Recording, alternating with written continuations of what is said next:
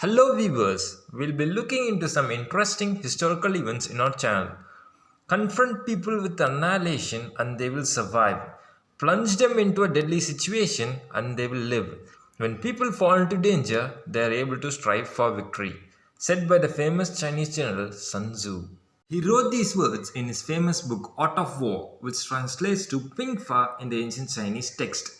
Art of War is a book that entirely deals with two separate streams of psychology, them being war psychology and fear psychology. These two branches of psychology are utilized to a greater extent by insurance companies peddling fine-print riddle policies to complex strategies of war drawn in military boardrooms. Today, we'll be looking at an interesting event that took place at the life of Sun Tzu. Sun Tzu's military exploits brought him to the attention of the king of Wu, Lu. The king summoned Sun Tzu and asked him to demonstrate his abilities in front of the royal court. Through this test, the ruler was trying to determine whether Sun Tzu merited the position of leading the Ministry of War and Peace. The king asked Sun Tzu if he could prove his theory of managing the soldiers before the royal court. Sun Tzu replied positively. The king then inquired if the test can be applied to women, and Sun Tzu replied affirmatively. The king brought out his entire harem of concubines and asked Sun Tzu to train them into soldiers.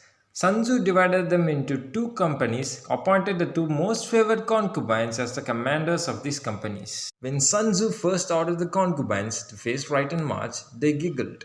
In response to this, Sun Tzu said that the general was responsible for ensuring the soldiers understood the command given to them. He reiterated the command and again the concubines giggled. Then Sun Tzu ordered the royal guards to arrest the two queens and behead them.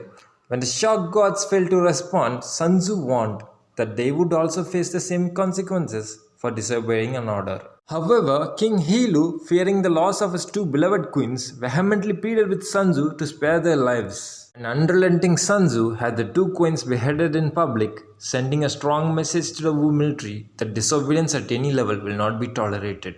With new commanders being installed and now being well aware of the costs of disobedience, both companies performed the maneuvers flawlessly. Sun Tzu managed to train an army of soldiers with the concubines.